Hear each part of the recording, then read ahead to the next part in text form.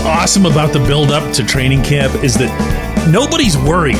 Nobody's got even a negative thought because it's training camp. You know, other than people getting hurt, what could go wrong? Good morning to you. Good Monday morning. I'm Dejan Kovacevic of DK Pittsburgh Sports, and this is Daily Shot of Steelers. It comes your way bright and early every weekday. If you're into hockey and or baseball, I also offer daily shots of Penguins and Pirates in the same place that you found this. Here's how this works. Training camp comes along. The drills get a little bit tougher, and then they start going out there and really doing their 7-on-7, 7 shots down by the end zone, the big boy, the bad boy drills. And everyone is a star. Why? Because even when one guy gets defeated, someone else succeeded. And who are we going to focus on? Naturally, human nature. It's going to be the place where we can assign the most hope. Then along comes the exhibition season, which we're not even allowed to talk about anymore. And then comes the opener, when the 49ers come to town, bring a ton of their fans into your stadium, and just knock you on your rear end. And you go, whoa, how did we not see that coming? Well, what I'm going to do this week, it's going to be a running theme, is I'm going to focus not to be negative, not to quash anyone's hope, but I'm going to try to take the most realistic, pragmatic look possible at 5 different positional groups that might be that thing that lets you down in opening up against the 49ers, even though they open up this year in Atlanta. And I'm going to start today with a group that almost nobody really seems to be discussing, at least not as a positional room, and that's the secondary. I'm not sure how or why this seems to be, and maybe I'm wrong about this, but it seems to me to be getting glossed over.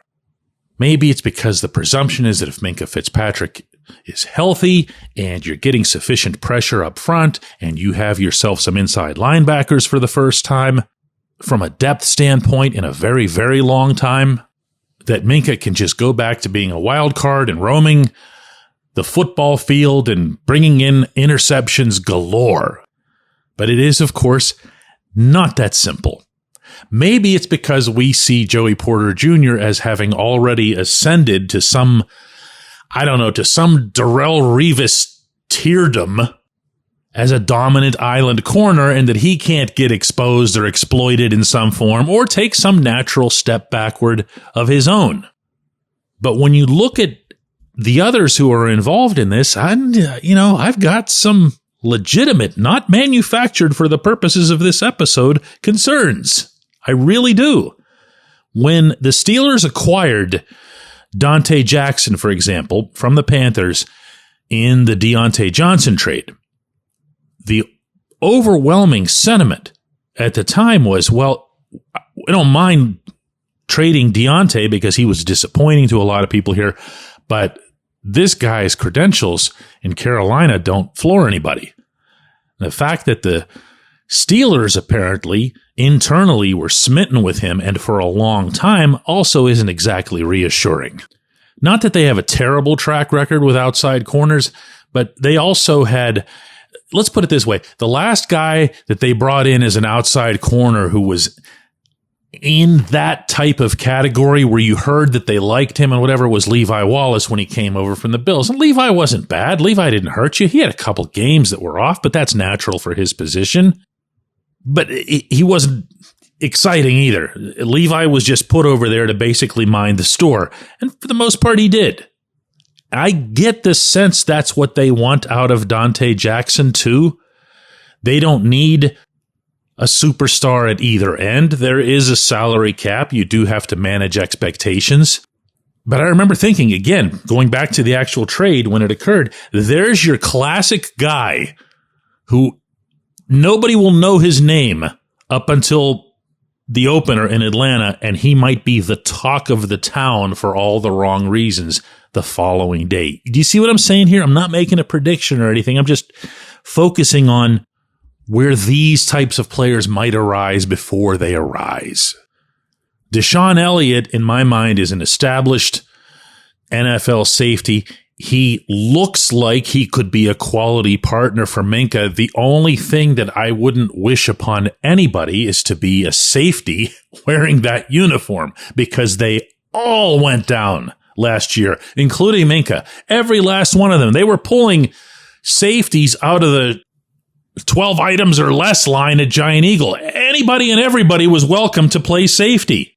So we'll see how that one goes. And let's not forget that when it comes to this secondary, the problem that everyone thought or hoped would be solved, and Cam Sutton is now officially a half-season-long problem.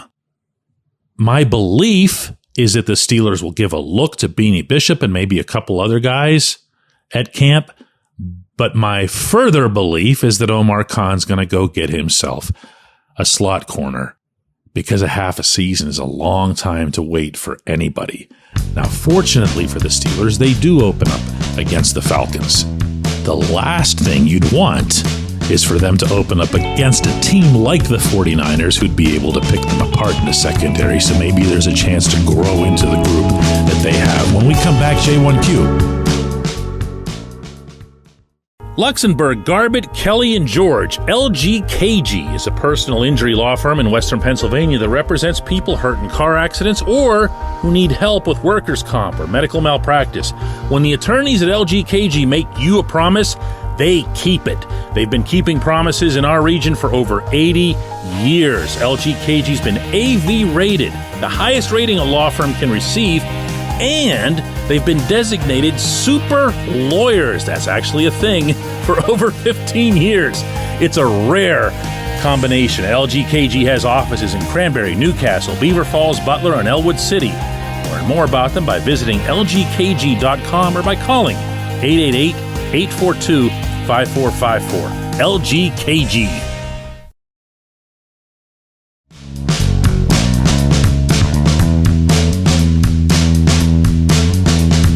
Today's J1Q comes from Lou, who says, DK, it looks like the Steelers are not going to add a good wide receiver, sadly. And don't you agree that that'll cost them the season? And if it does, don't you agree that that failure would lay squarely on Omar Khan's shoulders, since they have the money?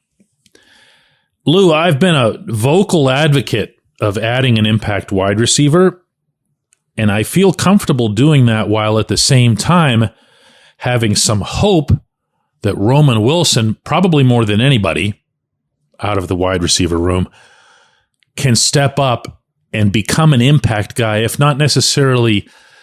I don't want to call Deontay Johnson a number one. I don't feel he ever filled that role, but what Deontay was the best route runner on the team, and as such, he should have been the most targeted receiver. And if you are the most targeted receiver, then you are, by definition, your team's number one. Well, Deontay's not here. George Pickens is. George Pickens can ascend into the label of number one because of all of his big plays and everything, but you do need somebody ultimately to be your quarterback's most dependable and, yes, most open target. I don't know that that player isn't on this roster, but I do know that making a big-time acquisition from the outside would address it emphatically. And this is where the Omar part comes in, because one thing that I think can't be overstated enough in this scenario, this summer leading into this season, is that the Steelers are a unicorn in the NFL and that they are not paying for a quarterback. Every other team can complain legitimately about cap constraints and have a difficult time, and a lot of those is because they're paying a quarterback $25, $30, $40, whatever $million, and that leaves them with a much, much lower cap than what the Steelers are operating with. Well, if the Steelers are blessed enough to be operating with that, utilize it. Meaning utilize it now, because chances are excellent that for the 2025 season, you are going to be paying a quarterback.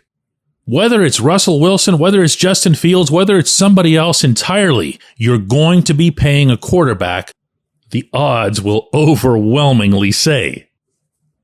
So if all that adding a wide receiver will cost you is cap space that you've already got, and if you think about it, the types of trades that get made at this time of the year involving players who can't be signed here or there, they're not trades where you have to give up a ton of football capital. Usually a mid-round, late-round pick, depending obviously on the caliber of the return. But mostly what you're doing is taking cap space off of somebody else.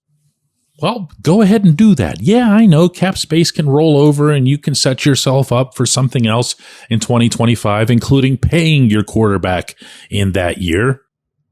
But then when that comes up, I go right back to talking about having and enjoying and making the most of the peak versions of TJ Watt and Minkah Fitzpatrick. And arguably the peak versions of this running back tandem that you have. So I'm still in favor, but to answer your question the way you phrased it, do I think that it would unplug the entire season? No, I definitely don't. I appreciate your question, though. I appreciate everybody listening to Daily Shot of Steelers. We will be back with another one of these tomorrow.